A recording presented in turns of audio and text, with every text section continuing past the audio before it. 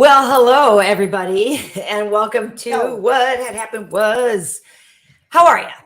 Good. I just took my braids out, so I gotta I still have weird chunks hanging out in certain places. I gotta even this fro out. I need my little afro pick. But how are you?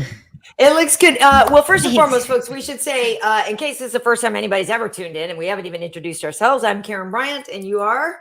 Angela Overkill Hill, what up? Yeah, so what up? So we're a couple minutes late because right as I was wrapping up and I was like, okay, cool, we're on time, and I was just putting the last little bit on my makeup, I jabbed myself in the eyeball with my mascara thing, and it Nice. hurts so much right Ugh. now. And so if this eye starts like watering and whatever, that's because I fully jammed it with the mascara. So it hurts like an MFer right now. So I have always given you guys credits in fights when you get eye pokes and keep going. For everybody who's a wuss out there that complained about Bilal or anybody who ever takes an eye poke, I dare you to go put the tiniest thing, even a little eyelash, and it drives you nuts. I just took a full-on makeup wand to the eyeball and it sucks. Dude, so if I imagine somebody swinging at my head right now too, I'd be really effing pissed. we need like a cut man or something on the sidelines, a cut man while we're doing our Totally. makeup, just in case like we go, whoops. It's so easy to do that too. Like guys don't understand how good they have it where they don't have to like do the eyeliner and the mascara and get their eyelashes looking all nice. Like it, and I'll say a lot of guys that I know have better eyelashes than the girls I know. Like naturally their eyelashes are just big and full and lustrous, so we're doing our mascara just to keep up with them. So yeah, I feel you, Karyn. It's happened to me many times before, and yeah, that sucks. It really does. But your eye looks nice and white and happy. It doesn't look swollen. Like usually when I do that, my eye is red. I look like a smoked weed on one side of my face. Like it really looks. It usually looks bad. I hope it doesn't get that way, because I put some eye drops in it, but then I was thinking, well, that's gonna kind of hurt. But it was so red, and then like all the so I had to like do it all over again. And mind you, folks, this was literally at like 5 minutes to the hour or something that I did this. And so the kiddo was like, what's going on? Because she just hears me dropping some F bombs. I started with ow, ow, ow, ow, ow, ow, ow, and then she's like, what happened? And then I'm realizing what time it is. And then I sounded like a sailor for a couple of minutes. Man. And then I was trying to set this up and the Bluetooth wouldn't connect. And so the sailing motif continued for a couple more minutes. But we're here now. And I wanted to good job making it after all that what do you call it, not animosity, all that adversity. Thank you, Word Nerd. Hey, guess what, I started doing Wordle because I told you that I went to Scotland. I visited the in-laws, and the in-laws are very much into Wordle, so I was trying to like earn some points by beating their score. I guess nice. Like earning points would probably be not beating their scores, but usually I'll be like either same or maybe one line after. But I'm still figuring out the keys to Wordle, like how to get the best first word, how to use that first word to get the best second word. So I'm still green. I'm still green on the Wordle. So I'm guessing then you're playing on the basic version if you're green. You're not playing on, are you playing where you guess one word and then the next word you guess could be totally different? Or are you playing on the hard mode where you have to use those same letters? If you get any right, you have to use those letters again in the next word. Yeah, well, I mean, I was playing it that way anyway. Yeah. So I didn't realize. And then I was like, oh, there's a hard mode. And then it told me what the hard mode rules are. And I'm like, oh, I was already doing that. So, which is what I did too. When I first started playing the game, I just naturally went to hard mode. That's how I default thought you were supposed to play it. And then I realized that there was another way to do it. And, but so I only a couple times I was a little sneaky with it though. Like I get like all these letters that were in the wrong spot. And I'm like, how the fuck are these letters in one word? So I just guess a word that has empty spots in it.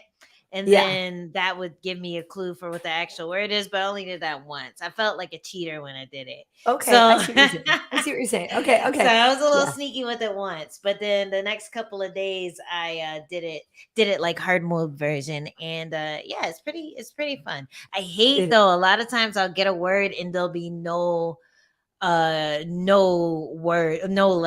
you know, that like sucks when nothing matches. yeah, and it'll be like 3 vowels in it too. But at least you know what to pick. So I finally know what Wordle is all about. So that's Welcome. that's one thing I can add to my things that I do that Karyn also does. I also Welcome jab to myself in the eye with mascara. I do that a lot. Usually when I'm putting on makeup 2 seconds before we're supposed to go live, that's when I jab myself in the eye. And I'm just like, hey, what happened was, but yeah, we have a lot in common. You got me to wear booty shorts during my workout, and I got you to play Wordle. And let's talk about that bikini picture, girl. What? First of all, I was jealous because I was up in Scotland. It was like, I don't even know what 15 degrees, what is like 14, 15 degrees. I don't even know what that is. That's it was cold. like low 60s or something, right? Because like 20, like 18 is 72 degrees or something like that, right? Something like that. So that's like the summer weather. So I was all bundled up because it was a mild summer in Scotland. And I saw your bikini picture and I was like, oh girl, you look good. Like I wish I was on the beach with you right now because I'm all bundled up on a hill. But I was drinking whiskey, so it was okay. I was drinking scotch. But girl, you look good. I do not want to hear you tell me one more time about how big your thighs are because them things are big in the right places. Let me tell you, if you guys haven't seen Karyn's little thirsty pic on Instagram, go check it out because I was like, let me find out. Well, we definitely got to book that Jamaica trip now. Yes, we do. Thank you for saying that. I went to Palm Springs because I had a couple days and, you know, I like going there. It makes me feel really good. I didn't have anybody to go with. I never do. So I just went alone and I realized that the place that I picked, I was like, oh, this is a really great place for couples. Look at all the couples here. So I was the only one. So I guess maybe I was getting some mean looks from the other girls there. You know, like I don't think so or anything like that. I didn't feel like it, but it is a little bit of a bummer, you know, going places, you know, whatever. It's like whatever. But I had a good time and I needed to go and I relaxed and I just laid by the pool. And so now I got my tan. See, that's the thing is I don't like being high yellow and I need to get my summer tan. And it's not been hot enough here in LA yet to really get the sun. So I was like, I'm going to have to outsource this and drive my ass to Palm Springs. But it's so great because it's not even, it's like literally 2 hours door to door. You know what I mean? So it's such an easy thing. And literally I was at the pool and it was like 6 or so. And I knew Aurora was coming over later. I was like, well, I got to go. And literally it's 6:15 or something. And I'm back opening the door to my house before 8 o'clock. It's great. It's great. Because there was no traffic when I left. It was perfect. It literally didn't take me very long at all. So we will go back there, but we definitely need to go to Jamaica. Yes. So Palm Springs, that's just further east, right? That's how bad. Yeah. Straight shot east. And I am because I'm like I always envision Palm Springs to be some beach county, like beach town or whatever. But yeah, it's desert. So that's why it's hotter because it's like there's no trees, there's no wind, there's no ocean breeze. It's just hot. Right. Yeah, you get some wind, so you get some hot wind, but it's basically where, you know, when people see Coachella Valley is just past Palm Springs a little bit. So whenever you see that Coachella vibe, that's what Palm Springs is and stuff. So like I said, I really like it. It gets really, really hot. And I just like how that feels, that like kind of that me feeling too. like your whole body's just getting warmed up and it just relaxes everything. It feels really good to me. It's like, you know, I love it. I love it. See, that's why I can't go to beaches with Adam because the poor guy, like his poor Scottish skin can't take it. Like he roasts like a little lobster. Like I always tell the story of the first time he came to visit me in New York in summertime, and we went to Coney Island, and I don't think he realized that New York gets hot because he visited me in the wintertime too, and it was like mad cold, like snow and everything. So he visits me in summertime and he's like, oh, we're going to go to the beach. And I'm like, make sure you wear your sunscreen. And he's just like, thought I was being like a mom to him or whatever. Like, Yeah. You didn't put any on. So we get to the beach and about 20 minutes, both baking in the sun. He's like, do I look a little red to you? And he was lobster red, the poor baby. I didn't even realize, like, I wasn't paying attention. I don't know how to deal with the lighter pigmented people. Right. I didn't, at least then. So the poor baby, my poor baby was sunburnt to a crisp. So he doesn't really like beach weather type places like Jamaica and stuff. So it's perfect because then I could go with my girls. So let me know next time you don't have anybody to go with, and I'm not in Scotland because I am down. Nice. We said you, me, your mom, and my mom, and I think that would be really, really good. But I just want to say hello to some folks. Jesus M, saludos belezas. Hello. What up, Ohad Okan? What up? Hey. Hello. Jesus is also saying that he loves the hair, Ange. And is that real for both of you? Everybody should know this is both of us this is our real hair. Yes. Yes. The braids were not real. That was my fake hair that hides my real hair. But that's both of our real hair. You can see the difference in texture. Karyn got that good hair, but I know, but I colored it. I like to say that my hair is good hair too. It just requires a little more primping. It is. But yeah. Eric is loving it, saying loving the 70s afro. Yes. I got the funniest comment from Heidi last time I showed up to a fight week with my afro like really blown out. It was even longer than this. It was like out here because like that thing shrinks. And I had this leopard print leather or not leather fur coat I remember it. Yeah. And she was like, look at you looking like a 70s Vegas stripper. And I was like, yes, that was exactly the look I was going for. So it's so great. So thanks for the compliment.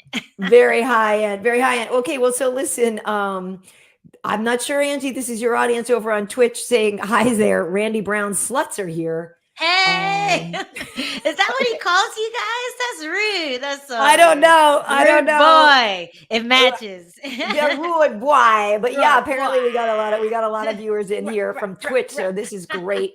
Yeah, love seeing you guys. Thanks for the raid.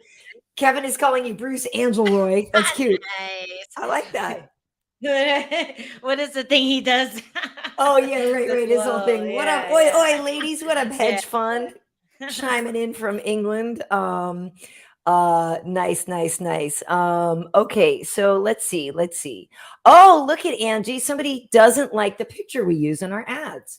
Deb says, I love you, Karyn, but the back-to-back pose in the thumbnail is cringe AF.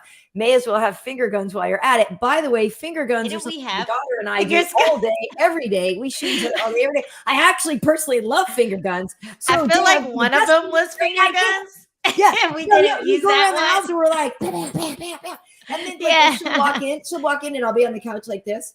And I just follow her there. And she doesn't look, and I'm like, Judy, I just got you. Like, what do you even? It's a thing. So Dev, great idea, Dev.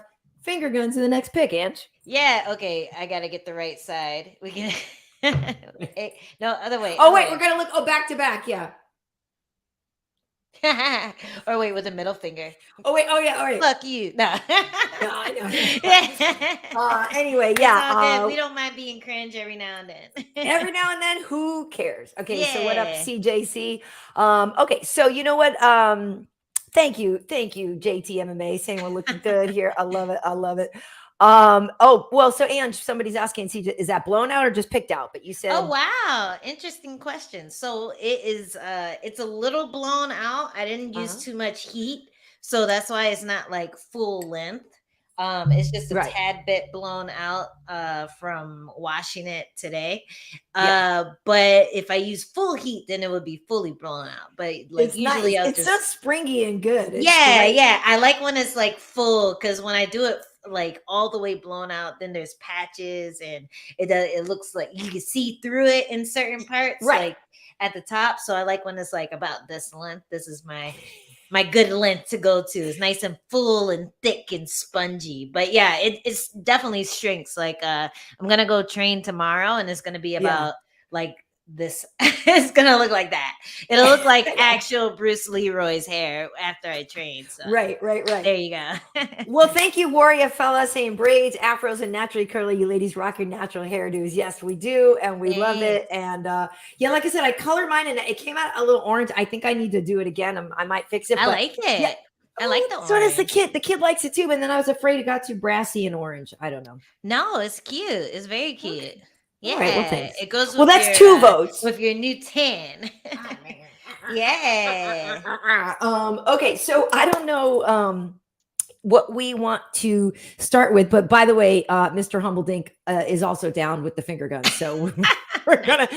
And the sad thing is that picture is a little bit old. We haven't been in the same place in a minute because I didn't get to see you a couple of weeks ago and stuff. So we do need to take some pictures. Yeah. Yeah. Okay, so we have we can either start with some of the stuff from last night, and then maybe that will bring up some questions, because I know you. It's funny because you said to me when you said, okay, yeah, well, we'll talk about the fights last night, and the thing that you said was the very first thing that I said upon watching this. And of course, I am talking about our buddy Biggie Boy in the main event and against Volkov and that stoppage. What'd you think?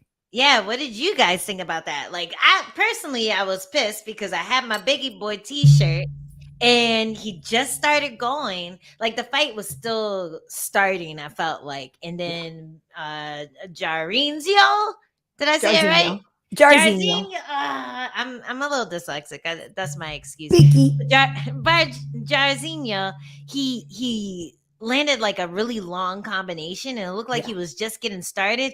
And then right after that combo that Biggie threw, Volkov landed that kind of like bait cross, and that's the one that started the whole like sequence to him getting knocked out. And Herb Dean did this is the long combo he landed, and I was like, oh, he's gonna get him. And then of course you don't get the clip, but right after that Volkov kind of bucked and then threw that cross and dropped him, and then dropped him a couple more times. And then right as he looked like he was going out, he ran out to the side, and then Herb Dean stopped it. So it's becoming a very Herb Dean type of stoppage where the guy looks like he's done. Like, even I'm saying, oh no, he's done. And then right when it looks like he's recovered, Herb Dean stops it. It's like he's on a buffering delay or something where when you watch the playback, you're not mad at the stoppage. You understand why he jumped in, but you feel like the second he jumped in, the guy was recovering. So it's a weird one, right? Especially with heavyweights, especially main event. You would think that a fight like that would go a little longer, but I'm not mad at it. I'm only mad at it because I like Biggie Boy. That's the only reason I'm mad at it. You know, if it was my friend, if it was someone I knew, if I put money on it, of course I'm going to say, yeah, that fight could have gone a little longer. But if it were the other way around, I'd be like, yeah, stop that fight. That was a good stoppage. So it's kind of a weird one for me too, because I understand I have biases, but I feel like it's hard to be a ref. Like that's what I feel like that fight shows. Agreed. Yeah, I think it's very hard to be a ref. So immediately though, upon that, because basically all the things that you just said there are very much how I feel about this too. Like that I was like, but it's Biggie Boy, and he sent us shirts. It's like, it's Biggie.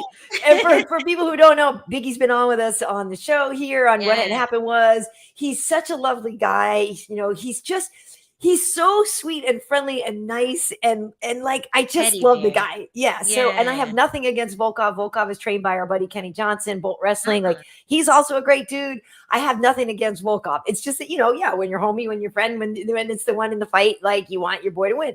So I'm rooting for Biggie, and I'm like, okay. And then I see the stoppage. I'm like, God, I know. I love you, Herb. I love you, Herb. But that was too soon. So, so I immediately though, and so for people who know, our girl Heidi Dean, we've mentioned her before on this show. She's my road dog whenever I'm out, you know, traveling. That's who I'm always with. She but when you guys me a have 70s stripper.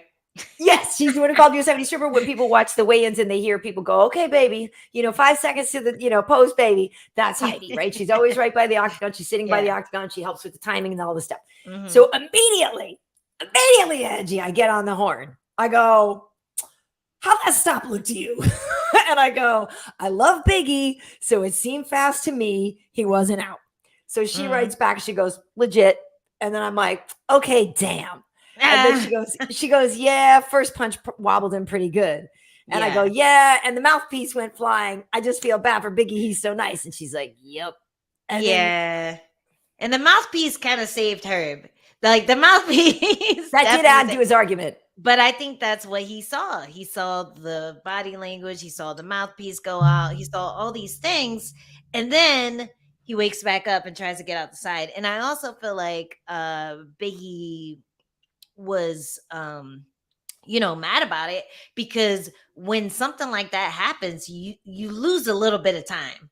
Like it's like your record skips, so Mhm. when you get rocked or something, you don't even know what just happened. It might seem like the time was shorter than it actually was. Like he might have Okay. just felt the first punch and then not felt all of this action, and then started getting away, and he only felt about a second of action, as opposed to it was maybe like 3 or 4 where Volkov was teeing off on him. So like whenever people protest right away, I, as a fan, don't look into it too much, because we're skipping moments in there. Like when in the limos fight, when she hit me with that push kick, I didn't remember that. Like when we went in the corner, I don't know if I told you guys this, but when we were in the corner, Adam jumps in, and I finished the round strong, so he knew I was okay. But the Yeah. first thing he says is, "Are you okay?" And I'm like, "Yes." He's like, "You remember what you got hit with?" And I was like, "Yes." And he was like, "Yeah, it was a push kick." And I was like, "Yeah," but I didn't remember. Yeah.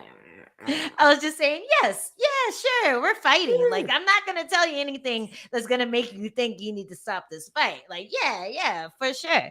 But it's literally like I was standing in front of her, I saw her twitch, and then I woke up on the ground. So when people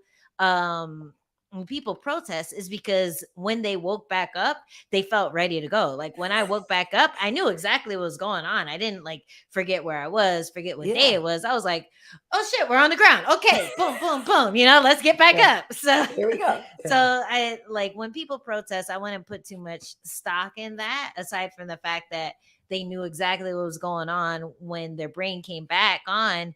But I still feel like Herb did a good job defending the fighter, looking out for their health. But he could have let it go a little longer.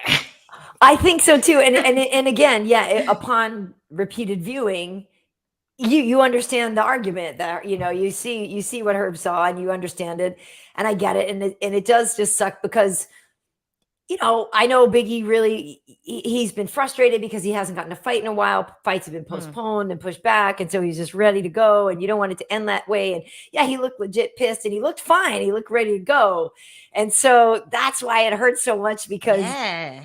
he looks fine, but Hmm. with heavyweights, obviously the fates can change so quickly. Um, but damn, I'm okay with it, but I'm pissed at the same time.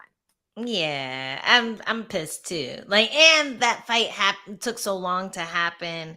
Biggie, he had his fight date, and then it got pushed back some days and some weeks, I mean. So it's very anticlimactic, like you're Yep. you're expecting him to come out, or at least it to be a barn burner, or one of them to get a Right. nasty knockout, and the main event fight ended up falling kind of flat because of the stoppage. So it is unfortunate.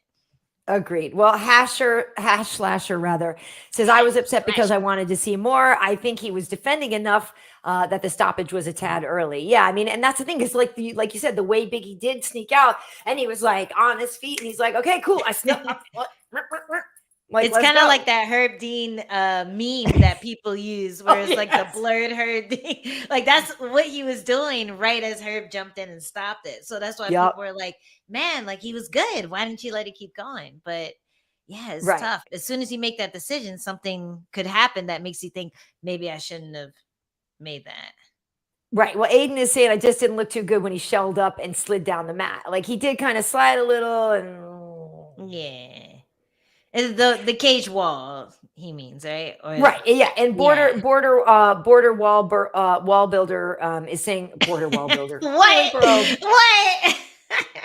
You need a job. Really, bro? You need a new job. Really, bro? Because Or sis or they, but really? Oh man. I'd rather have an early stoppage than a late one, but that man was hurt. I've seen worse stops, not terrible, not great. Yeah, I mean, I think that's kind of how we all feel about it, right? Like we've definitely seen more egregious, errors in judgment, we think anyway, from a ref. But so yeah, all things considered, yeah. Wasn't the worst. No, But it it's was our just that, boy. It was our but big it's our boy. Exactly. It's our boy. It's our boy. So no Noda Zoomer 25 saying Herb stopped Volkov from smashing Rozenstruik's head once he began turtling up. Yeah, Eric saying Biggie was dizzy here. Okay, so / again saying Angie's right. If the stoppage was a second earlier, it would have seemed better. But when he stopped it, it looked like Biggie was getting away. And so I think, if Herb had like stopped it 1 second sooner, everybody would have been like, oh yeah. Yeah. But it's and that's the thing. Like there's been a ton of stoppages like that where the guy gets punched really good, they drop, but then when the ref jumps in to stop it, they realize the guy was in on a double leg, or they drop, but as they stop it, the guy is already like grabbing and defending. Or sometimes the refs jump in and then they shoot on the ref, but it's not because they're confused. It's because the ref just got in the way of their shot. And they're like, the fuck, why are there jeans here? Like it's really why are there crappy Reebok sneakers in my face? Like why are you wearing shoes, bro? No. And that's the worst. Did I win? Yeah, right. That's the worst feeling when like the ref is touching you and you still got like 2 minutes left in the fight and you're like, no. Oh man, poor Biggie. It's like when they have those, what is it, the dance marathons, and then the chaperone comes over and just touches you on the shoulder, like, yeah, you guys are out or whatever. Like it's just like, yes. Or never mind, I'm not gonna say it because the kid is home. Never mind. I was about to say something really. I was gonna say, or like when you give. I can't. My mom watches this too. I can't. Mom ain't in the chat. Mama Bryant ain't in the chat. But you know when you give them the pad of the like, that's good for effort, but let's just. I don't even. I can't do this. Move on. What else you got? Exactly. Nice try, but it's not really. You tap out. Moving on. Or like, okay, in a PC version, it's like when someone's trying to get a submission and you're drilling it and it's kind of a difficult submission and they don't have it, but you've been under their armpit so long that you're just like, okay, all right. Yeah. And they're like, oh, I got it. I'm like, you didn't really have it, but it's my turn. It's my turn. Exactly. You take it too long. Want to finish the drill. Oh man, that's so funny. So yes, that from what I remember, and it's been a minute, but from what I remember, and everybody, yes, my mom is in the chat. Hey. Hi, Mama Bryant. Whoops. Exactly. There's tapping, and there's tapping it, and there's tapping out. There's all kinds of taps. Yeah. Not all taps are equal. Not all taps are equal. Some taps are the consolation, like, let's move on. Okay, so speaking of moving on. Yeah. Speaking of moving on, listen, Ange.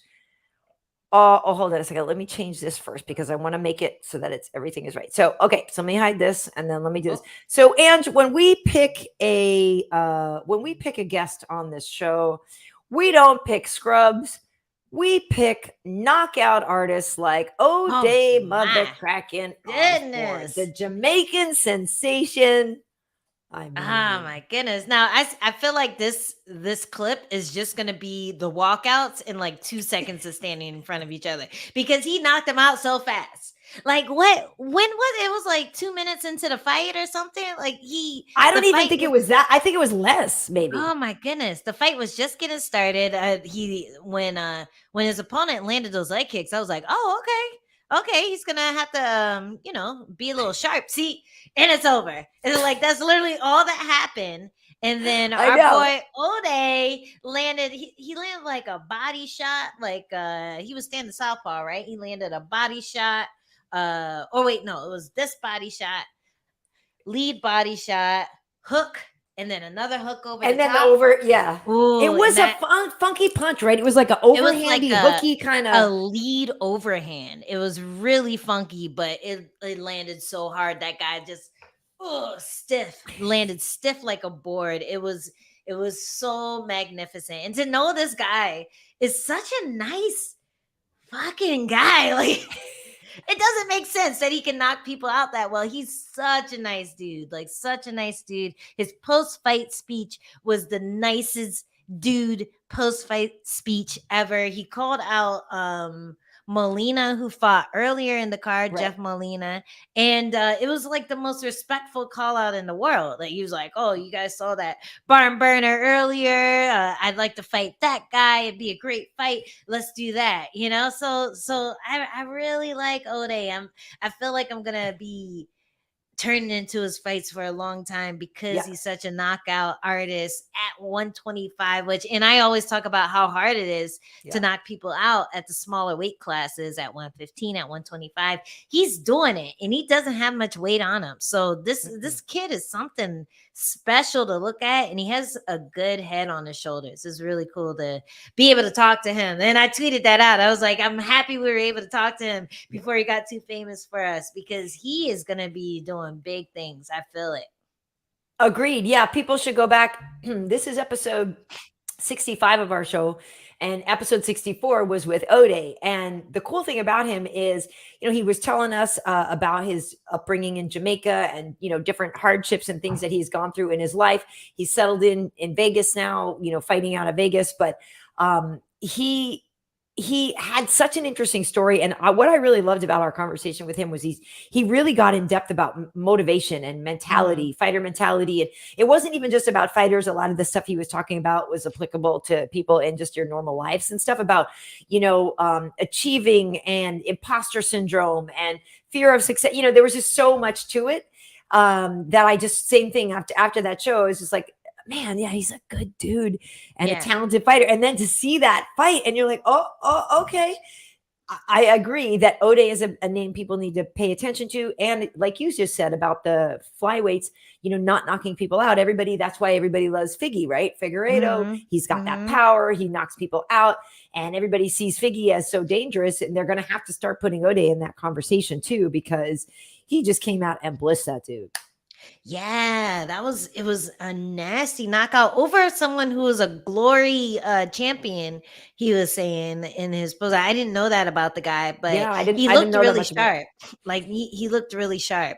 And to be able to knock out a striker, it just shows that it doesn't matter the style matchup. You're always going to be able to game plan and figure out a way to get that win, figure out a way to get that stoppage. And he did it in impressive fashion. He didn't need to take too much filling out. He didn't need to make too many adjustments. He just saw the openings. They worked a certain set of combinations, and he said they worked in the fight. And that's really cool to see. It seems like he figured out the perfect storm where he has his mental in check. Yeah. He has a gym that he feels good about, that he really vibes with, and that's important. Like, it's not just about having good people in your corner. It's about having people that you mesh with, because he was at other good gyms.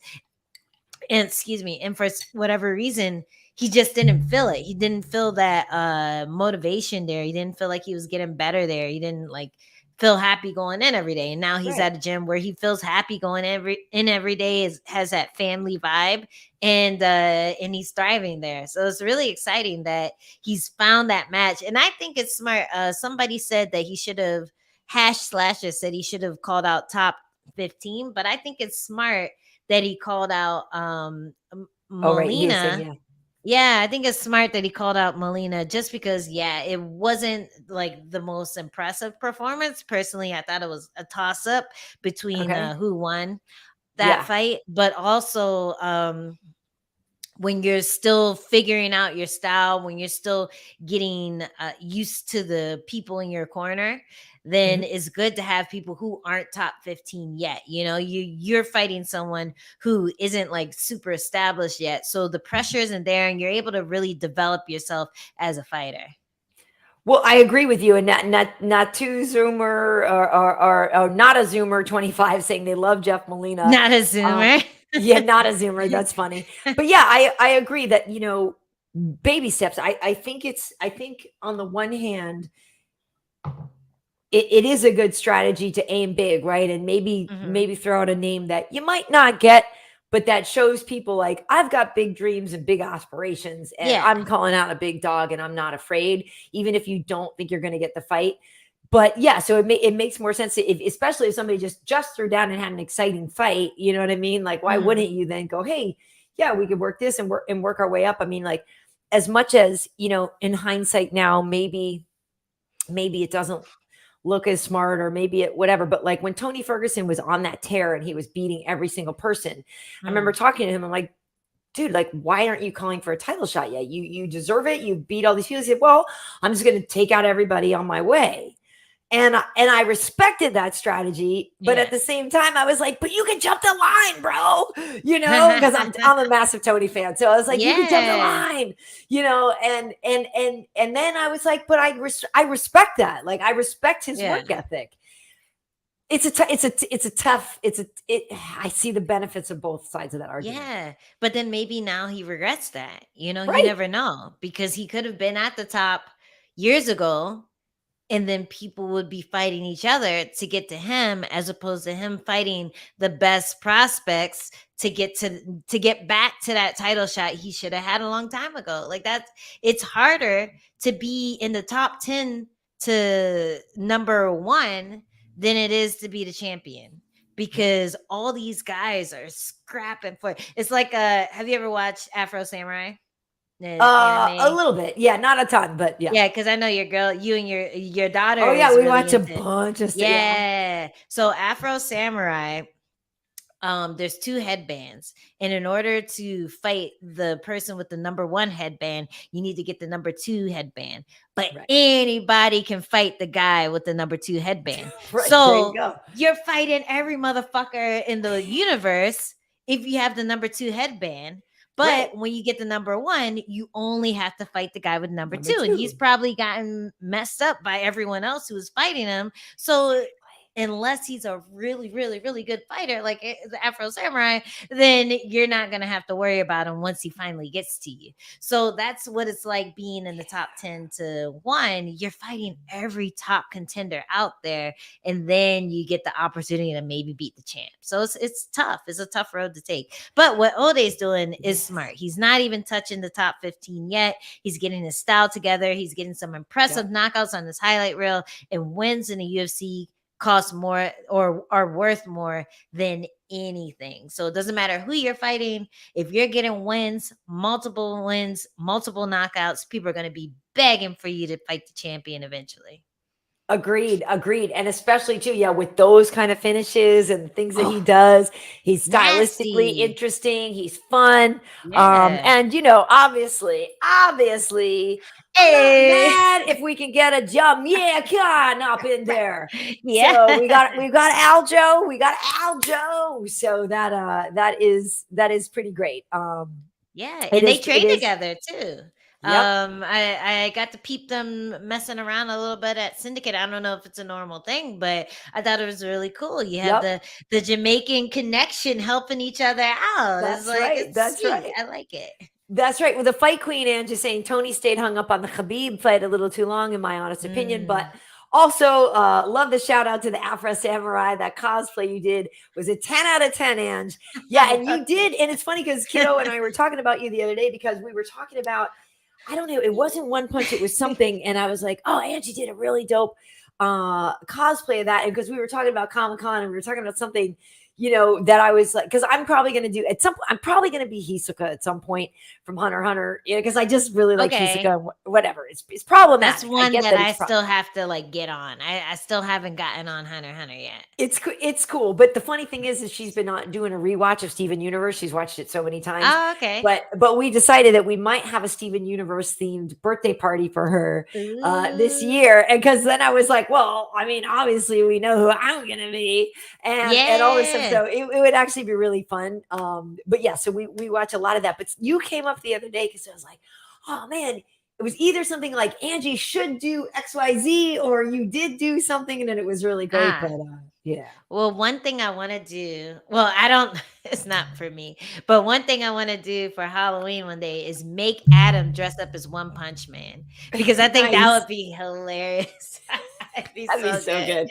Yeah, it'd be so good. So that I don't know who I'm gonna dress up as, but make him dress up as One Punch. Nice. Wait, Deep Rinse is saying Hunter x Hunter is coming back. Really? Oh, hey kid, Aurora.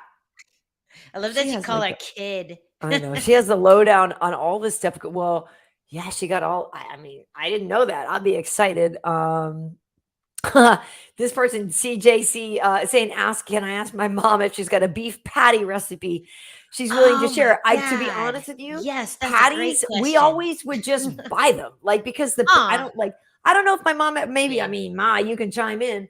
I don't ever remember her making patties because it's like you got to do the pastry, then you got kiddo. Somebody said Hunter x Hunter is coming back. I know. Oh, she knows. You're late. When is it coming back? Well, it's the manga. Oh, the manga's coming back first, not the anime. When is that due, baby girl? When is it coming? I don't know. She doesn't know though. The report. Ask her if Adam looks like One Punch Man. What did they say? He's writing it.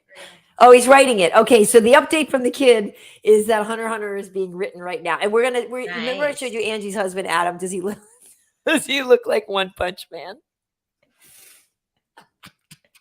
She cracked up and closed the door, Angie. Nice. So there's her answer. That was perfect. I can't wait to annoy kids. I need to hurry up and have a kid so I can annoy Make one so you can annoy. Dude, you don't even know. You don't know how much fun it is going to like shopping with her, especially when you go to like Hot Topic or something, and then your song comes on. You're like, baby girl, this is my jam. And then she's like, Mom, please stop. And then you're like, no, I'm not going to stop. We're not at karaoke. Yeah, definitely. I am like when we were talking about cringe, I'm like, oh my God, I would cringe the hell out of my kids. Like, they would be so unentertained by me. I can't wait. I can't wait. It's so fun. I'm not even gonna lie. I love making her go, Mom, like, Mom, stop. Like, don't. And I'm like, in the store, and it's always like a music thing or a dance. It's always me dancing or singing along to something where she's like, please stop. Like, nope. Nice. Keep it up. It'll build her character. Not today. Yeah, Demon Slayer. We love that. Yeah. Oh, if we can handle gory anime, I need to watch Berserk. I haven't heard of that one. Aurora, do you watch Berserk? No. No. She's like, no. Stop talking to me. She said it's on her watch list, though, warrior fella. Oh, okay. But no. Interesting. Not yet. Okay. All right, I'll have to check it out. I wonder what it's on. If it's on like I guess I have a Funimation account. Well, they're saying that my Hash Slasher Kiddo is saying that Berserk is the best manga ever. Wow. She's saying she's heard that as well. So yeah. Okay. And back to the patties, Jamma, which is what we call her in this house, because she's the Jamaican grandma. So she is Jamma. Yes. She says that I hear they're very difficult to make. I've never seen them being made. The crust is a hard part. That's exactly my thing, because it's the pastry crust on a patty, but then it's got that, they're different. It's not just pastry, right? Because they always come out a little bit orange. There's just like more to it. And so I'm not exactly sure of the recipe. At this point for me, since I'm not a meat eater, I would have to try to make like a pescatarian version, like a shrimp patty or just a veggie patty. I've had veggie patties. I didn't know you weren't a meat person anymore. anymore. I gave up the meat a while ago. When that happened? apparently the meat doesn't want to come near me either. But I digress. You're like, I gave up the meat, but not I gave up the meat, but I voluntarily. still want it. But I'm not getting any. I But gave up all meat but sausage. I'm on a sausage only. It's like pescatarian plus sausage. vegetarian, but I'm looking for more eggplant. Well, does pescatarian include eggs and cock? Like the chicken? No? Okay. That was corny. That was a bad one. Oh, that one was lame. But thanks for laughing. That's funny though. That is funny. Yeah, It's okay, a family cool, show. Cool. Moving on. Anyway, let's talk about It's MMA. supposed to be a family show. Oh my god. So Gemma's saying that she thinks the color is from the seasoning, and that's what I figure. It's like a saffron, or I don't know if there's saffron, but saffron is what kind of gives an orangey color. Like, I'm not sure what. Maybe it's from the peppers or something like that. I've had patties though where the crust just killed it for me. So I get why you wouldn't want to just like jump into making a beef patty out of nowhere, like the crust can kill it for you. But I think I think the filling part would not be that hard. The more grease, the better. Yeah. And that's the whole thing, right? Because they're a little greasy. They have a higher fat content in the patty filling, in the patty part. The crust, it's like a flaky phyllo though, but it has like a little bit more fat in it. Oh my god! Now I need a patty. Thanks for that. Whoever asked that question. Not a Zoomer told us to chill out. Okay. So listen, Ange, did you see? Here's an interesting thing on this one. This guy, I gotta say, Ivloyev is freaking good. Like, I loved Dan Ige. Like, he's got great hands. He's fun. He's scrappy. Oh, yes, I did watch he's this. Scrappy, but this was a co-main, and it's like I almost feel like anybody who takes a fight against somebody whose name ends in a V should already get a bonus. No. Like, they should already, like, anybody who ends in an Ov or a Vlov or whatever, give their opponent a bonus, because like it's going to be a really hard night at the office. You're going to get dragged the F down to the canvas over and over. Like, it's gonna suck. So I feel like Khabib retired, and then exactly 18 months later, all these frigging V-named killers came out of nowhere. It's like, if they're not training with Khabib exclusively, they're subscribed to the website that he sells all of his information to only people with V's in their last name. Like, it really is crazy how it's just like taking MMA by storm, and not just UFC. Every promotion out there, these guys are just taking over, and it's always this aggressive striking with aggressive takedowns, and then smothering and making you work to get up, and then as soon as you get up, you're getting hit, and then you're getting taken down again. Like, it's the perfect equation for a fight. It's the perfect way to win a fight, and sometimes you slip up and get a finish, but either way, you're gonna get like a 30-26 or something, fighting the way that these guys fight. Thank you. I got a refill. Oh, nice. Yeah. Hey, kid. I'm like, do I really want to teach a 15-year-old how to make a vodka tonic though? Girl, I was my mom's bartender. That was my first job. It was great. I can make a killer mudslide. Really? Yeah, usually it was like a Bacardi and Coke or something like that. But I learned how to make frozen mudslides like they make at Red Lobster. Wow. Yeah. Fancy pants over there. With the chocolate syrup on the glass and the whipped cream garnish. Yep, that was me. Bartender Ange. Well, here Brewster is bringing up something, saying, I don't trust that the Russian fighters are 100% clean. Now, Brewster. Well, I don't trust that. Are they thinking UFC Olympics? Fighters are 100% clean. Like, exactly. There you go. Yeah. No, to your point, it's like you do the whereabouts and you guys do all this stuff, but like, there's some people where you're like, I don't know. I'm just laughing at this other comment. So Brewster said he could be there in 20 minutes. Oh, really? He's bringing the charcuterie. Okay, thanks, Brewster. And it's Karyn, by the way. But Brewster, maybe I might give you the door code. We'll see. What do you look like? Yeah, how tall are you? Karen will call the cops on you. Karyn is going to call the cops if you show up anything less than looking like a German man. Yeah. there's a swarthy dark man at my door, and I'm afraid. God. This person, Paj man, is saying that's how they learned to make all their first drinks, and just being their parents' bartender like you were. And do you use the vanilla ice cream on your frozen mud slice? Yep. I would use Breyers with the French vanilla because it had the little dots in it, the vanilla specks. And you got vanilla bean. You got the real vanilla bean. Yeah, the vanilla bean Breyers was always the best one. Even when it got freezer burnt, it still tasted good. I don't know how they did that. Because I have a vanilla in the fridge right now. It's what Tillamook. The kid likes the Tillamook brand of ice cream, but I think it might be a vanilla bean though. Yeah. Okay. Yeah, vanilla bean just like pops it. Nice. Yeah, just. Is that what you call Adam? My vanilla bean. That's a good one. I should. What up, VB?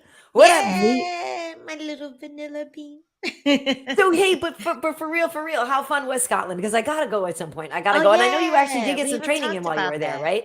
Yeah. So we visited Scotland. We were visiting family, visiting Adam's mom and pop, mom and dad, and I think he's talking to him on the phone, so I can't talk to him. Nice. But yeah, it was really fun. We stayed out there for about 10 days, did a lot of walking around the city. It's like a pedestrian city, kind of like where are they near Edinburgh? Where are they near? Yeah, they're in Edinburgh. And for anyone who knows Scotland, or who knows Edinburgh, they're right by Arthur's Seat, which is this big it's not really a mountain, it's like a big hill, but it's basically like the centerpiece of Edinburgh aside from the Edinburgh Castle. So it's a really nice area that they live in because you can see it out the window and you just walk around Arthur's Seat. They have all these like nice little parks and stuff out there. And then when you get to downtown area, where you turn, you can see the castle in the distance. So it's really nice because like every now and then I'll just be talking to Adam. We walk by a couple coffee shops and I look over and there's the castle sitting on the friggin' mountain, like I'm watching Outlander or some shit, or like Highlander. It's well, speaking of Outlander, cool. I will go for your wedding if you do your vows again, because I guess I watched the first few seasons of Outlander. I think maybe definitely the first two or so. But yeah, I'm down. Like I want to go. Yeah. So yeah, you say the word and I'm there. Let's go. So yeah, Adam promised his mom that we were going to do it. He didn't promise me, he promised his mom. But this is something that we've been talking about for a long time, ever since I got married, because we got married in City Hall when we were kids. I forget how old we were. We were like 23 or 24 or something like that. And we got married in City Hall because he's one of those immigrants, build a wall. That's crazy. You've already been married a long time. Yeah. So one of these immigrants planned to come in and have an anchor baby, but instead of doing that, we got married in City Hall. And I always told him, okay, well, in the future, you're either going to pay for the divorce or you're going to pay for us to have an actual marriage in a castle in Scotland. And so those are my stipulations. So now he's finally saying, okay, we can do it. And yeah, it should be fun one day. I think one day we are going to do it, maybe in the next few years or so. And if so, I always thought it would be really cool for him to wear his traditional kilt.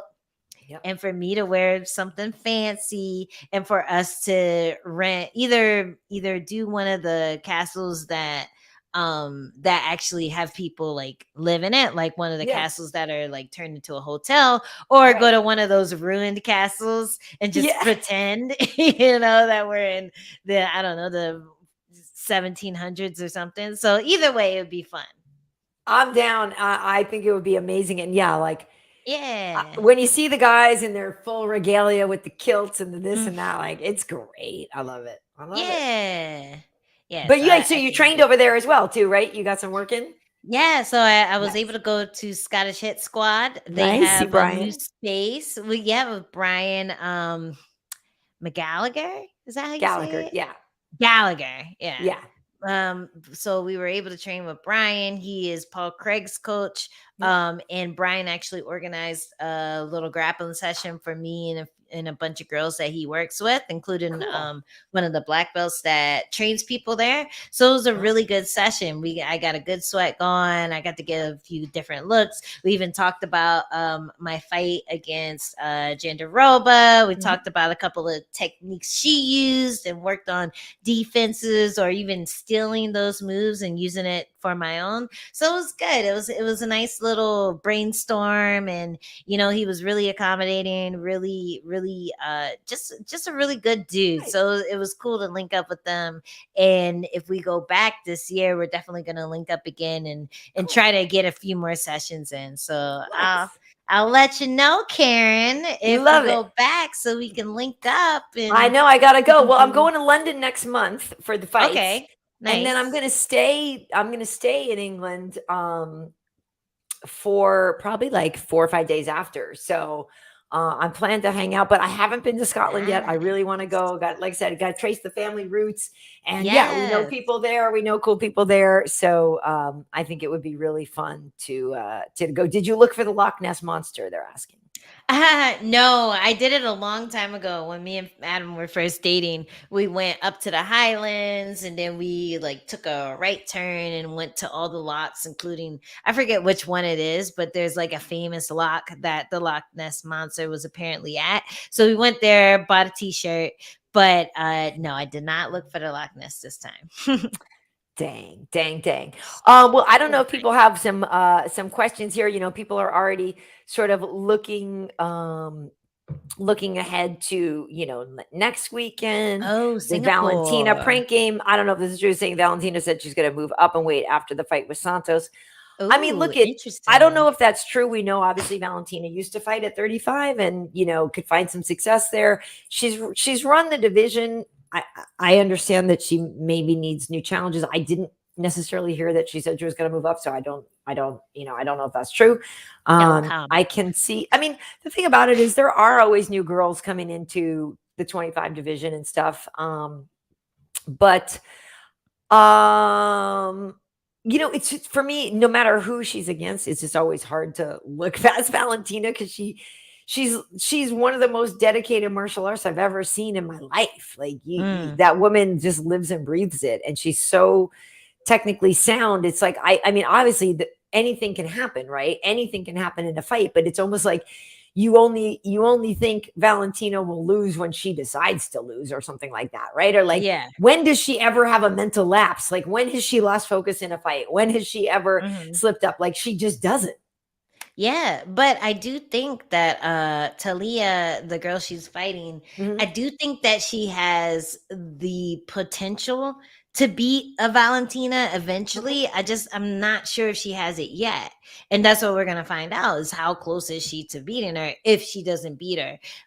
Because she does show some greenness in her last win. She does show that she can gas. She does show that she can lose a position that Mhm. someone who is as good as Valentina could take advantage. I mean, Andrade is killing people right now. She's destroying people, and Valentina smoked her. So it's really hard to gauge how good any contender is because Valentina just keeps upping her level and keeps Yeah. getting better and keeps destroying people. So we'll see. I mean, everyone was amazed when who's it? Is it Jennifer Maya? When she Mhm. was able to just control Valentina for a little bit, Right. take her Right. down and control her, not really Right. hurt her or anything, but people were But freaking out. Like, what is happening? Am I gonna lose my money? I put everything on Valentina winning, like yeah, people are right. freaking out. So she's human, she isn't Right. not human. And I know this reaction where jaws are on the floor is going to happen when she does lose. So I'm never surprised by an underdog beating someone in MMA. And I do think Talia has the skills to do that. But when I remember last time I watched her fight, I thought, yo, like maybe 2 more fights, 2 more levels of improvement, and 2 more game plans, and her like cinching things up. She's gonna give Valentina trouble. Mhm. But then she got booked for Valentina. So it's like, ooh, did she level up enough yet? Like, who knows? But this is a more compelling fight than any other person who's fought Valentina yet, except for maybe Andrade. Like, aside from that, every other fight, this is more compelling because the other people just look like sacrificial lambs. And Talia Santos, she actually has skill, she has finishing power, she goes, she doesn't hesitate, she has the blueprints, or not the blueprint, but the potential to beat her. It's just a matter of, is she ready yet? She's still really young and she's still very green. She only has a handful of fights in the UFC, but I think that she's championship material. So it's interesting. Like, I want to, like, this is one of those ones where like you can put all the money on Valentina so you can get $10 back, or maybe don't do that because you might lose your money this time. I'm just saying. It's tough because, you know, with Valentina just being as good as she is. Hold on, I'm just gonna look up Santos's who the other people are that she has beaten, because I don't remember her resume overall, but she's 19-1. So that's damn impressive. And she's on a hell of a streak. So she's on a 4-win streak. And the last person, you know, Santos beat Jojo Calderwood. You know, she beat her with a rear naked choke. And that was last November. Before that, she beat Roxy, our girl Roxy Modafferi, who we had on before that fight. Yeah, Roxy. But she had beaten Roxy. Then she beat Jillian Robertson, who was a scrappy girl on the ground. Like, Jillian chokes out a lot of girls, right? So she is a real scrapper. She beat our girl Molly McCann. Like, yeah, it's and the only person that she lost to in that last 5 was Mara Romero Borella, and she's a tough girl, that time. Like, she's tough. But yeah, Santos, she has a lot going for her. I think sometimes, and it's funny because yesterday, and I'll get into this in a second, but yesterday I was talking to somebody. We were having a conversation about Amanda Nunes and Cyborg and Amanda and Juliana, and I was like, look, no disrespect, but I knew some things about Amanda before that fight with Juliana, and I was actually surprised that it actually went through. And then obviously after the fight, we heard about the injuries and all this stuff, but I'd heard about that before the fight, and I was surprised the fight even happened. So I didn't hear about the injuries. What happened? What happened? I had heard that Amanda had been hurt before that fight with Juliana, and that maybe the fight wasn't even going to go forward because she was hurt. So I literally remember being at work a couple weeks before that fight, and we were going to like be talking about, you know, at the end of the pre-show or something. It's like, okay, and then we're going to look ahead to some things. And I was like, oh, so you guys think that fight's going to happen, huh? And they were like, boy, what'd you hear? And I was like, I'm just saying, I don't know if it's going to happen, you know? And then it happened, and Amanda lost. And we heard things after the fight about injuries and different things that were going on. So I don't take anything away from Juliana Pena because she is so scrappy and she is so committed and she believes in herself and she has so much feistiness to her. I just think that was a fluke. Like, I think the rest of the 9 times out of the 10 now, Amanda's going to win. Yeah. So what did they specify what the injuries were, or how serious they were, or was it just injury? I'm trying to remember now if it was a knee thing. I don't want to misspeak if it was anything or what, but I just know that it was something that made it difficult for her to have the camp that she needed and should have had for that. Right. You know what I mean? Yeah. And the thing about being the champion is, and this is the thing, right? So like Valentina is so committed and she trained so hard. And the thing, I guess, that you always have to remember when somebody's in a title fight and you're the long reigning champ is they've never trained harder than they are in this camp, right? They've never been more focused. They've never done it. So like the sad part is, like you were saying, with the one punch and the number 2, I mean, with the Afro man and number 1 only has to ever fight number 2. Well, guess what? Number 2 though is so effing hungry and scrappy, right? And so that's the thing. It's like when you have that perfect storm of a champ who maybe is long running it. I'm not saying Amanda didn't take her seriously, but I'm just saying, but like if you have an injury, but you're like, I beat everybody. I don't know, I think I'll be okay. But you have to remember that opponent, that challenger, has never tried harder. And it's hard. Sometimes you forget when you have an easy win. Sometimes you forget how hard you trained to get that easy win. So you're kind of coasting through camp. You're like, I don't have to sprint today. I was like, I don't have to spar right now, or I don't have to eat my vegetables. And then when the fight comes, you're like, man, that was harder than it should have been.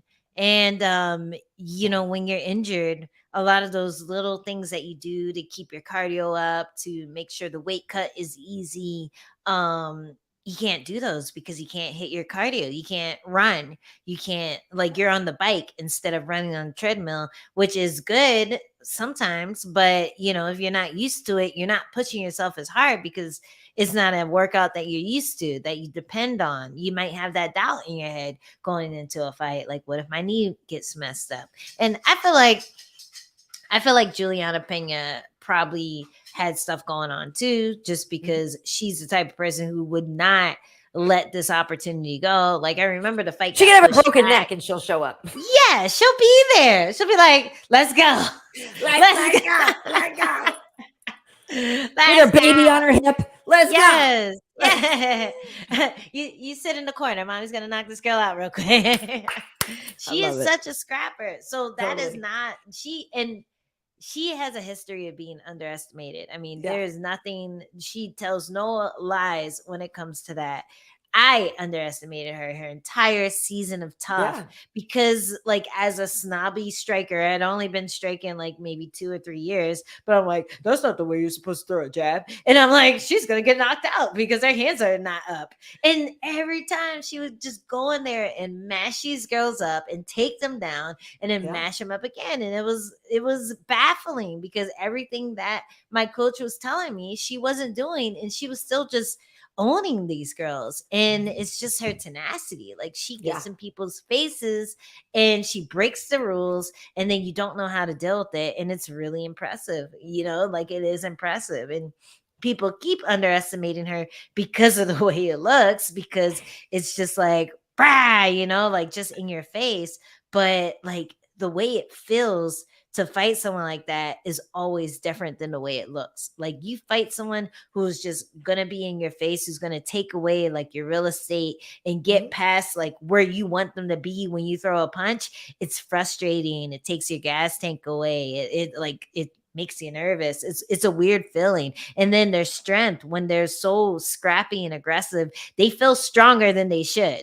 They feel stronger than they look. It's a weird thing to actually get in a fight with someone and see what they look like on tape, and then actually feel them in person. And it's just oh shit, so it's I don't know. I think a lot of people underestimate her, and it works to her advantage. Because then she's able to just take advantage of all these opportunities where the person is just not expecting to be flustered by it. It's a really interesting thing. Yeah, I'm trying to think of other guy fighters, just other fighters in general that do that.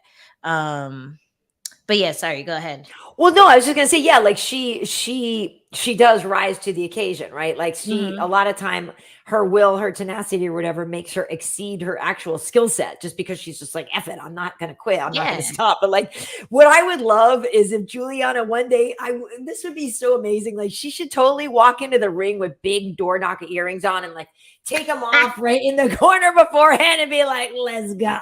How great would that be? That'd be awesome. She'd have to take the razor blades out of the hair. She will cut you. Well, they pat your head down. I don't know if you've noticed that, but it's not every fight. Maybe it's just when I have an afro. But you're hiding, you're a street fighter, you're gonna pull stuff out of there. Yeah. I'm what do you think I have in there? But they pat your hair down and make sure there's nothing sharp in there.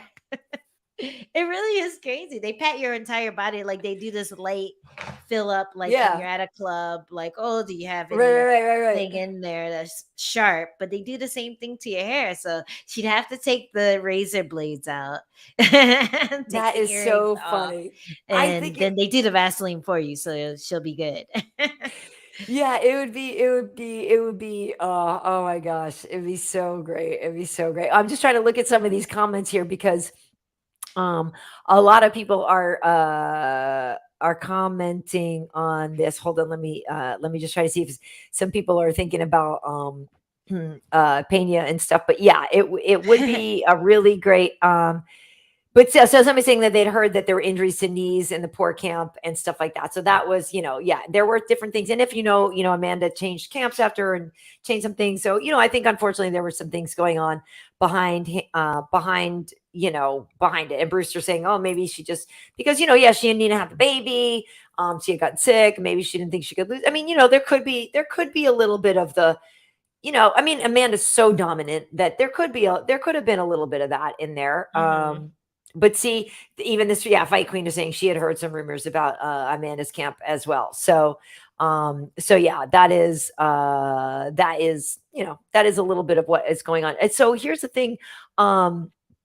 So I want to ask you about this because Hash Slasher here is talking about Karyn Silva, saying she has huge potential. All 15 of her wins are by finish. Her losses are quality. Just hit the second Darce choke in women's UFC history. I actually believe I have that footage here.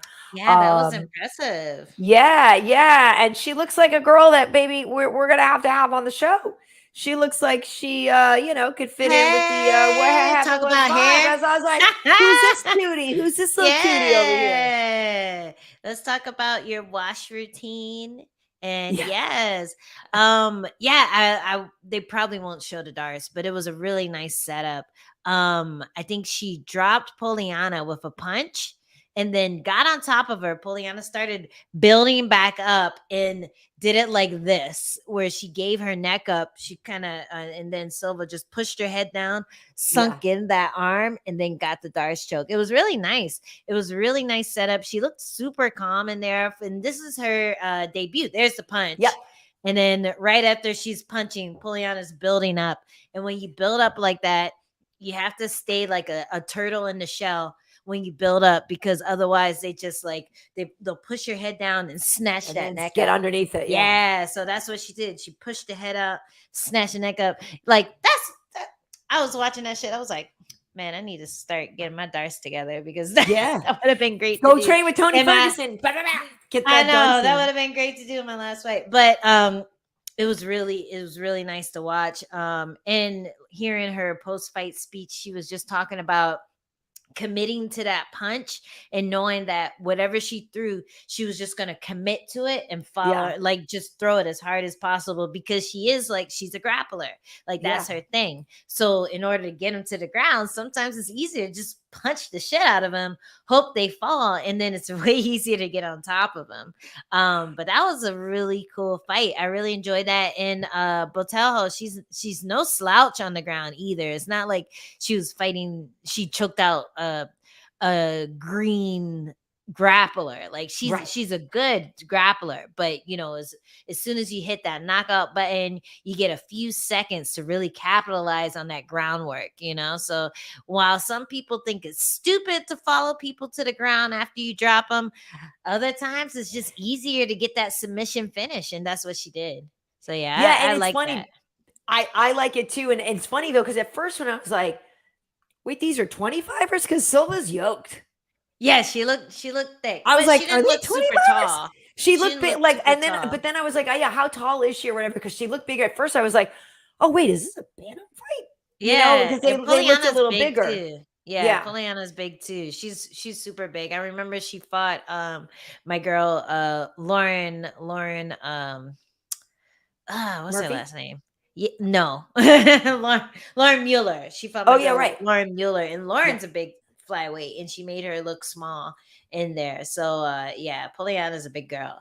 Yeah, yeah, yeah. But Silva, yeah, that was good. And like you said, yeah, it was her debut, her official debut after being on Contender Series, I believe. So, Oh, so nice. so good. Yeah, Brian is saying that Pollyanna looked bigger. And this person is Trady 80 saying Polyana has so much potential. She just got caught with that slick submission. And it was only seconds left in the round. Yeah. That was And tough because I was like, is she really gonna tap? It's so close. yeah, but when you get rocked like that, like she probably, her neck was probably all the way out when that choke got set in, Yep. and what are you gonna do? You go out, but that sucks. And the Darce is a really nasty one to just sit in, like, because it's not just a blood choke, it's also a neck crank. So you're getting your neck feels like it's gonna pop off, and you can't breathe because your mouth is right here, so you can barely breathe. But also, it's a blood choke right here, so you feel the blackness coming in too. So it comes on fast. Like when it's on, and there's no waiting it out, because you might wake up like broken neck and Juliana. Right. Like wake up like this. So yeah, that's a nasty one to just wait out, even if it's only a few seconds left. Yeah. Well, I wanted to, maybe we'll go for about like 10 more minutes or so, but somebody, and I was scrolling and looking for it, somebody was also asking too about, Glover versus Jiří Procházka prediction or whatever, because, that's the main event, the next fight, obviously, Valentina's fighting next weekend in Singapore and stuff. And so Glover is fighting Jiří Procházka. And it's funny. There's so much goodwill towards Glover, and I was talking to people there. It's just like everybody loves that dude. Everybody loves his story. Yeah. People love how he won it late in the game. There's so much goodwill toward Glover. It's an interesting thing, right? It's like I think of Glover as a real meat and potatoes guy versus this crazy wild man in Jiří. I always use this analogy, and I'm going to use it again. It's Raiders of the Lost Ark. Glover Teixeira is Indiana Jones with the gun, and Jiří Procházka is the mother cracker with the knives and the spinning and the and then Indy just shoots him. So that's how I feel with Glover and Jiří. Is Jiří's going to try all this wild, crazy stuff, and Glover's like, okay, cool, let's get taken down now. You know what I mean? Nice. and then like smashed. So, and Glover obviously can exchange on the feet. Reno, obviously, he's got great hands, but I think it's obviously going to be smart for him to try to take him down. I have a lot of belief in Glover because I just think you can't count somebody like that out. But Jiří's a problem. He's a problem, and we know that Glover gets touched just about every fight. So that's the scary thing. It's how long is that going to last? How long is that chin going to hold up? Because this man's been doing it for a minute.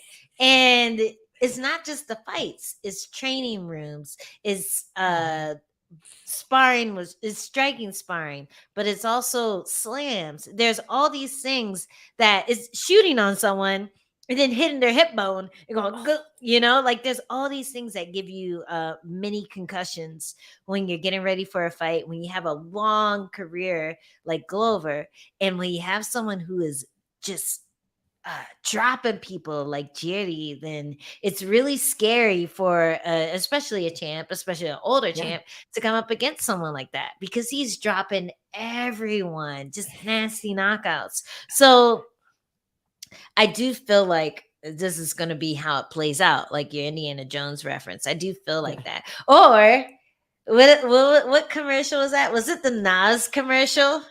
Where you have the regular looking guy. Yes, it wasn't Nas. Nas energy drink. Yeah, and then you have the guy with the mohawk. He's like, right.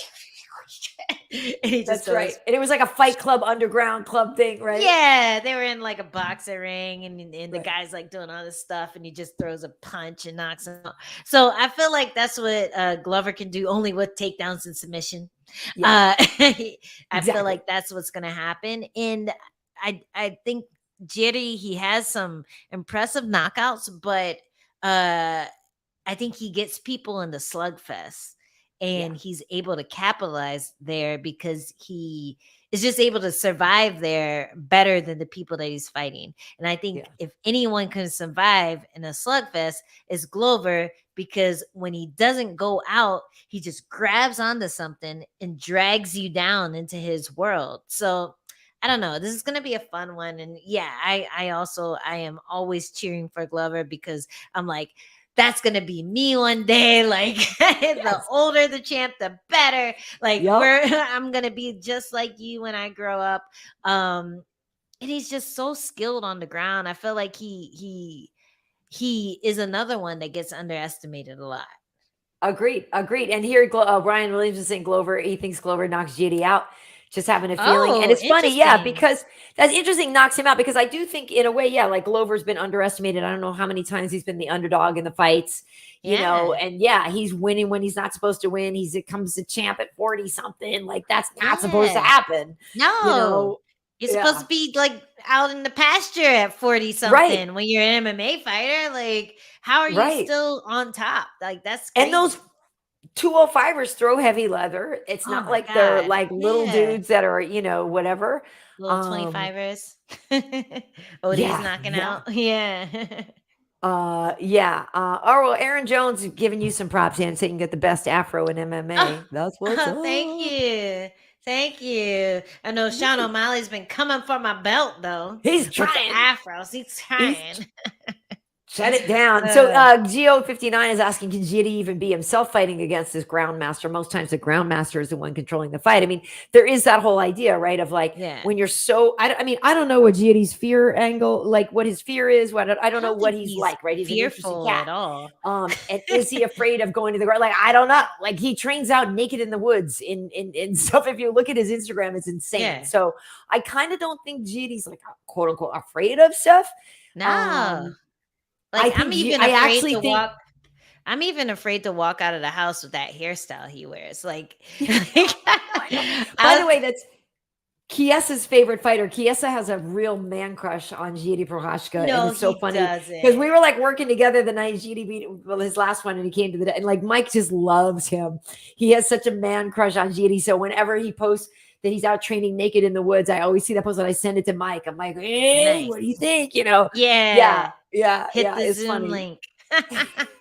Oh man, that's so funny. No, it was funny because I was taking my braids out yesterday and I only had the top piece left, and I was like, man, I should just leave it and say I'm doing like a Jerry look, because he has the weird ponytail top knot, but it's like extensions or something. It's so strange. I hate that. Like that.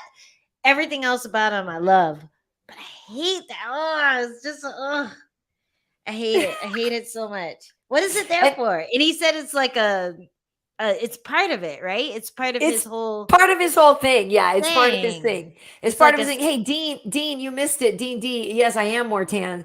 You missed our discussion. You have to back up on the show. You missed the discussion of the Palm Springs and the sun because Palm Springs. But so this person, Trady 80, saying Jiří's the anomaly in the division. I can see him brutally knocking Glover out. I mean, that's the thing is like it could happen that way too. Yeah, it definitely could. And that's the thing. That's why spinning back at low. That's why Glover is always underestimated because you have these people coming up that are monsters and anybody can get knocked out. Like it's just, I think it's hard. I think it's easier to just get knocked out than it is to just get submitted because submissions aren't really either you're going to get submitted by a submission or you're not. A knockout can come out of anywhere, and the same punch that can just glance off of you can knock you out if it's just a slightly different angle, or if you're moving forward while they're punching, or if you're going to the side and they just hit right here, it's so chaotic in there that I feel like a knockout can happen anywhere. So it is, scary for someone like Glover to be coming up against a knockout artist because he has been touched over and over every fight. Like when he wins, same with your boy Charles Oliveira, he gets touched every fight. But I love the fact that people are in Glover has this too. People are so afraid of his ground game that they won't follow him like Silva did. Like they'll drop him and they'll be like. Get up, son. Not touching Well, that. yeah. Nope. No quiero. I just flipped my phone. Yeah. Yo Come no on. quiero shao. Yeah, no, Yeah. thank you. So Yeah. that's a strength in itself. The fact that if you do get dropped, Right. people are so afraid of your ground game that they're not going to jump on top of you and finish the job That's because true. you can do some crazy jujitsu shit that they don't even know what you're doing. So I think too, for me, the part that's so the X factor in this whole thing is that we really actually still don't even know that much about Giri, right? Like, yeah. can he dig deep in a fight? Can he whatever? Can he get out of bad situations? What happens when he's hurt? Like, I don't know. Yeah. Well, the Dominic Reyes fight, I felt like we saw him dig deep. Yeah. You know, Yeah. like but I think that was like one of the first fights where people were like, oh yeah, JD, who is this guy? This guy's pretty cool. Right. But it was like a slugfest, and Reyes just didn't have as much in the tank as JD, and Mhm. I don't know, he Yeah. was able to get the I best did of him. like no, I agree. And it's funny because speaking of Reyes, he tweeted something out yesterday, which I really did appreciate. Like he was saying, like, I should find the actual tweet. I don't want to misquote him, but basically it was something to the effect of like, man, it sucks. I'm not gonna lie. I'm like jealous, watching these guys throw down because I still have so much to give. And I've got, like I've had a bad run here and but it's only because I'm fighting killers, which is totally true. Dominic Reyes is only fighting killers, and it sucks because his record isn't great now, but he's good and he's talented. And it's like, I could see that that's probably got to be really frustrating for him to know, some of them were fast losses and this and that. And it's just like, Yeah. if you know in your heart, you're better than what you've gotten to show. That's frustrating. It is so frustrating.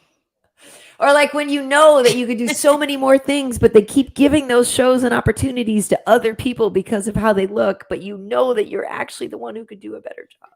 So frustrating. So frustrating. So frustrating. So But you know what? frustrating. We're not going to focus on what we cannot control. We're going Right. to focus on what we can control, like that tan and like Oh, you should see the tan lines, baby girl. Yes. If I had a man, he'd be excited because he'd be like, woo, look at those. Yeah, those are really different than the non-tan parts. I love it. Exactly. Yeah. And Jose has a question here. It's funny. Do female fighters only date other fighters? I don't think so, but it seems that way in a way with like the UFC, only because we hear about fighters being coupled up with other fighters. But I no, obviously The not. champ, the new crowned strawweight champ, just got married to a banker, I think. That's right. Carla did get married. And yeah, he's Yeah. like a normal guy. And he's normal not. as fuck. Like I ran into I ran into him at I Cage love it. Warriors. I forget which one, but it was Happy like for her. That's one great. of the Cage Warriors last year. And he was just a normal dude, like didn't really follow MMA, not a huge like fan or whatever, but super proud of Carla, super So supportive. cute. And it's like really sweet when that happens because for a Yeah. long time I was kind of like, I don't think I could date a guy that I could beat up. Like I don't I don't think that would work. Like I feel like I'd punk him all the time and then I'd lose interest. So I kind of Right. need a guy that can like just be like, all right, shut up. You know? Shut up. Shut up. Shut up. Sit Yeah. down, sit up, quit punching me. You know? Yeah. I No, and need that's good. someone that can do that. But It's funny because yeah. I hear you hear that on both sides. Like there are obviously fighter couples, and you can see, let's say, for example, a Yana Kunitskaya and a Thiago Santos, right? They seem really well matched. They seem like their Yeah. energy really works well. They train together. And so you can Mhm. understand why that unity makes sense. But at the same time, I sometimes think like one of you, like, yeah, you're both crazy. You're both in the fight mode. It might be nice to have a stabilizing non-fighter energy in there. But at the same time, Yeah. you really need somebody to understand you. So Yeah. I don't know. I like personally, I think if you're not very open-minded and okay with like all right, I'm going to go work with my grappling coach and I'm going to be in his guard for like an hour. You know what I mean? Like you have to understand the fight game a little bit in Yeah. order to not get jealous, not get weird, not you know, be overbearing, some stuff like that, but also in order to be supportive, especially when things aren't going your way. I think a lot of times um fighters run into issues in their relationship where maybe they're more successful than their spouse, or Right. maybe their spouse is trying to convince them that they're wasting their time with this thing that they're super passionate about. Like there's all sorts of issues that come up when you're pursuing something that kind of seems like a pipe dream. You know, like Yeah. it's like if you were Yeah. pursuing being a rap artist, or you're pursuing being a movie star, you're pursuing being a professional athlete. That's one of those things that they tell you in high school. Yeah, that's probably not going to happen. You should Right. probably It's small percentage of chance of that actually really coming true. yeah. Yeah. Yeah, like you should probably focus on something else, or at least have a plan B. So it's hard in those senses when you're dating someone who's, we call them like norms or whatever, Right. normies, or people who don't understand the Yeah. fight game, or people who don't understand the entertainment business even. There's a lot of struggle, there's a lot of working for free, there's a lot of energy put in that you don't see on the big screen, you don't see on fight night. Like there is a lot behind the scenes that you have to put in, and a lot of times that takes away from your relationship. So it's hard Yeah. to build a relationship when the person doesn't understand that. So yeah, it's tough, but it seems like Carla got a good guy who's like, I yeah, girl, know. I support you. I'm here for you. Like they seem really sweet together. So I'm happy for her. They do. Fight Queen says you used to call it normies. She called them muggles. That's funny.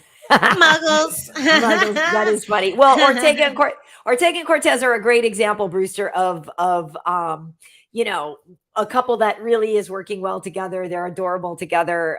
Tracy was on Tuesday Night Festivities with me and Hanato a few weeks back, and Bryant popped in, and they're just adorable together. And Yeah. they are so cute, and they're like, you know, everybody, I think because people were thirsty for both of them, right? And then when you see the two of them together, you're like, okay, all right, that's fair. I'll Yeah. allow it, as the kid would Yeah. say. Like, I'll allow it because you're both beautiful and you look good together, so I'll allow it. Well, there's I won't put out any spoilers, but I'm watching The Boys. Are you up on The Boys? This no. oh, you need to watch Oh, I it. know It's on so Amazon or whatever. I've seen it. I'm yeah. not caught up. Yeah. It's so good. So hey guys, no spoilers in the chat, but there's a relationship that was revealed in the last episode, and of course everyone freaked out because it's like, oh my god, you know, it's like, oh, Yeah. two good looking people, oh my god, this is what we always imagined happening. And that's like what happens with fighter couples. But Yeah. personally, I feel like there's also the potential of stress on the relationship because you feel like you're doing it for the fans as Right. opposed to doing For it for love. yourselves. Right, But I'm right. sure, like, and I've met Tracy a bunch of times. I feel like I know her. I don't think she would stay in a relationship she wouldn't No. want to be in. I But don't if think it were either of them someone would. else, you know, I like that would be something I'd be like,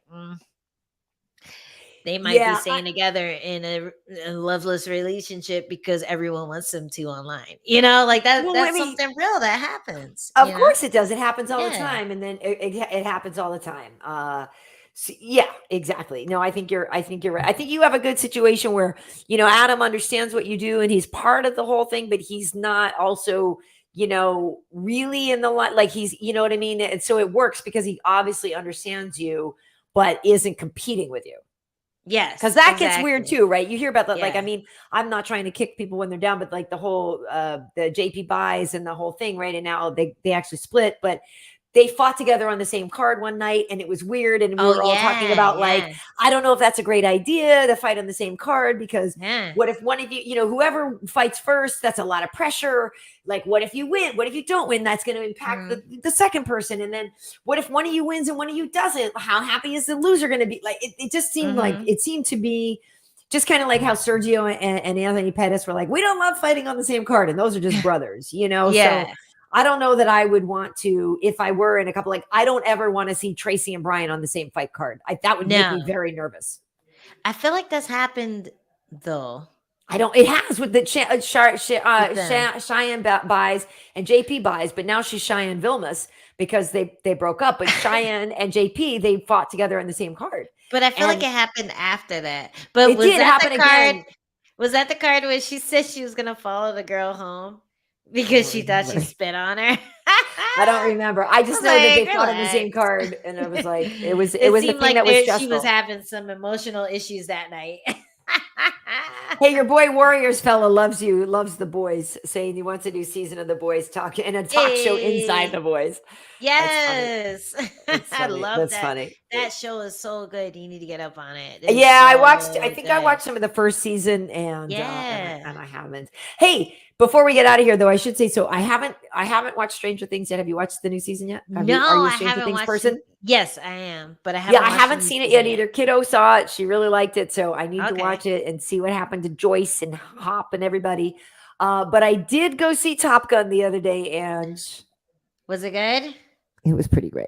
I have to watch the old one. It's one of those movies where I've only seen clips. Don't judge me. I've only seen clips, and I know You call about yourself an American? the Maverick. And come on, man, come on. Every American needs to see Top Gun. Yeah. It's one of It's those good. movies I've only seen on TV, and there were commercials, and I probably Commercials. turned the channel. No. So yes, go watch the regular Top Gun. But even if you have never Yes. seen Top Gun, this one is good because the kid has never actually watched the original Top Gun either. And at first she was like, "I don't want to see it. I don't want to see it." We were trying to go last weekend. I don't want to see it. I don't want to see it. I don't want to see it. I was like, "Well, you're going." And then we just couldn't get tickets for Memorial Day weekend because it opened it. So I the other day I'm like, "Kid, we're going to see Top Gun. I want to go see Top Gun." And this time a week later, a few days later, she's like, "Okay." And I was like, "Oh, okay." And then she said, "Yeah, well, I've actually heard it's pretty good." And I said, "Okay, here we go." So we went to go see it. I actually really enjoyed it, and no spoilers or anything like that. But the funny thing is there was like sort of the major plot point of their mission really reminded me of an other movie, Star Wars. But so there the whole time I was like, is this the Star Wars plot? But it was actually kind of great. And the characters are good. Like I did enjoy it. I liked it. I thought they did a good job. And the fight scenes, yeah, like the fight scenes, the action scenes, like it's exciting. It is really cool looking. Yeah, the beach scene, everybody's joking, like the volleyball scene from the old one is this new beach dogfight football that they play. And everybody's like, "Oh my God, Miles Teller's hot." Like, who knew? And it's funny. It is cute how they did the homage to the old thing and this and that. And like Val Kilmer has a part in it, which I thought was really nice and heartwarming. It's good. You should see it. Okay, I'll check it out. We got a list of things. We have to see Jurassic Park and also Bob's Burgers, the movie, because it's one of you're our gonna favorite go see it? shows. Yeah, I mean, we just really like the show. For some reason, the wife reminds Adam of me because I'm always singing stupid songs at home. Nice. So yeah, and the husband does remind me of Adam too, especially now that he loves cooking. And he gets really excited about cooking stuff. So he does. Oh, I was just thinking today as I was making myself breakfast how nice it must be to have somebody to cook for you. You're gonna get them, Karyn. I haven't had it for like 20. I mean, I've never had it, nice, so I don't know what that's like. I actually have never had it, so I don't know what it's like, except for Mommy, who's still in the chat. Thank you for cooking for me, Mommy. Yay, Mom! I appreciate it. But that's the only person who ever has. Like a checklist of must-haves for the suitors to come on, and we'll start advertising on what happened was so Brewster can have a chance. Brewster, I got you, bro. First A, spell my name correctly. B. Yeah, okay, that's a must. Spell the name with a Y. But yeah, I really would love to have somebody cook for me. I would be you would if you cooked me a meal. Oh my God. Ooh, I can't even imagine. Like I said, it's like almost, it's not like it's never happened. It has happened, but it's so infrequent that, and I'm not talking like, "Oh, you threw a burger on the grill for me. Thanks." Like, I mean, like like a real. You went to the grocery store and you Yeah. bought some ingredients and you had a recipe, or it's your family recipe or whatever. But like, Yeah. you put the placemats down and the thing, and you Oh made my me an God. appetizer and an entree and a Oh my dessert. Like God. I would probably be naked by the time of the dessert if it was good, because I'd just be like, oh my God, I can't believe somebody actually did this for me. So That let would me be tell you, incredible. Adam is trained well because when I was in Scotland, every time we went over his parents' house, there was an entree, an appetizer, and a dessert. And we set the table, just like you're saying, placemats and everything. We had a wine or a whiskey pairing. And I was like, God damn. Okay. Like, what I was wondering was, why didn't Adam do this earlier in our marriage? I'm like, you just started doing this shit like a few years ago. You could have been doing this the whole time. Like, what the hell? So yes, Karyn, you deserve that. So I know. I'm putting it in the universe, aka the chat. AKA the chat, because I'm a Cook. great cook and I love cooking for people. And that's the whole thing, is that it's just always me doing it. And I love cooking for Yeah. people. And like, it's a very satisfying thing when people come over and like, oh my God, it's so good. And they want extras or they want a plate to go. Yeah. Like, it feels good. I love it. I really enjoy doing it for other people. I'm just saying, like, it'd be Mhm. really nice if somebody would cook for me. Yes. It's so nice to get cooked for. To get dined, wined and dined. Yeah, you deserve that. So we're gonna do anything else. Any other requests for possible suitors out there? You need to make me laugh. Oh, that's a That's good like one. number one. Actually, Yes. honestly, we could eat out every single night. If you make me laugh, I'll be like, okay, we're good. Okay. It's So literally number the number one. one. It's like literally, uh, yeah. Like yeah. I think that's probably my number one thing is, and I don't even want to say like make me laugh, but like you need to entertain me. Like I need to be, um, yeah, I'd like to be entertained. I don't want to always do the Yes. entertaining Good and the cooking and all the stuff. conversation. Right. Yeah. Yeah. Yeah. Yep. Well, Yep. I Yep. think if I were a dude, we'd be perfect for each other. Oh, yes, I know. And by the way, Eric saying I should date Rashad. No, I shouldn't. Oh, I don't fish off the company pier, so I don't date people that I fish work out with. the company Yeah, pier. I don't date That's people that I so work with. funny.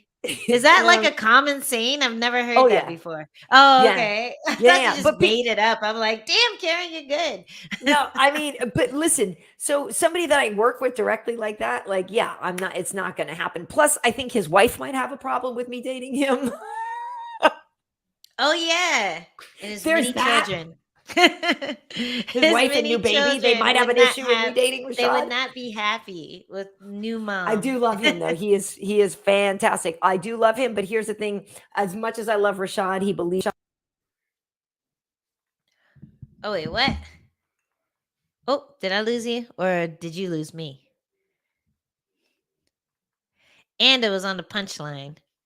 Oh no, I think your mic turned off or something. Or maybe, hey chat, can you guys I hear? messed up. I messed up. My Oh, there mic you got go. muted. Okay, I hit the cord and then it got muted and I got messed you up. But we're back. stopped right at the punchline. I need to hear what you said. One thing about Rashad, please tell me.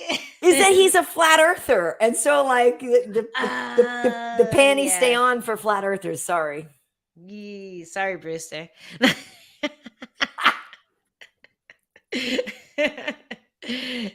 You and Build a Wall are off of the roster. Sorry, guys. I'll build a wall over my panty line if you think Yeah. the earth is flat. Build a chastity That belt. that is funny. Hey, listen, and I do have a graphic for it, but where can everybody find you? Because they need to be following your ass. Follow my ass at Angie Overkill on Instagram and Twitter. At Angie Overkill on Twitch if you're not already on there, and at Overkill Hill on TikTok. And I do serious XM every Wednesday. So tune into that. The details are somewhere. Nice. And how about you? Yes. I always It's forget. It's so hard to keep track of. But Karyn, where can they find you? Oh yeah. Okay. Wait. So let me show the little graphic because I think yeah. So yeah. So you can find so Angie's on Twitch. This is where you find our show rather. So then it's also on YouTube /Karyn Bryant and Twitter, Karyn Bryant, this is where you can find our show, but the YouTube and the Twitter are exactly, those are my handles. It's just Karyn Bryant, as in Kobe, no relation, but may he rest in peace. Over on Instagram, I am at KB Heat. But yeah, do people subscribe on Twitch, right? Same with like on YouTube, you hit that sub button and stuff, right? You follow, I think, or subscribe. You can just follow. Subscribing costs money, so do that. No. Yeah, exactly.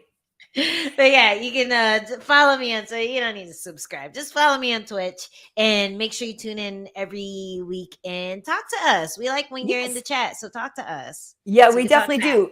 Yeah. We definitely do. And hey, today on Amazon, I was buying some things, and when I was like, because every time I'm on there, I'm like, let me just look for a PS5. And every time I go to Target too, same thing. I'm like, just ask, because that's how we got the kids' Nintendo Switch. They were all sold out, and one day we were rolling through Target, and she's like, they're not going to have it. I was like, just let me ask. Like, what if they do? You know what I mean? Like, what if it just came in?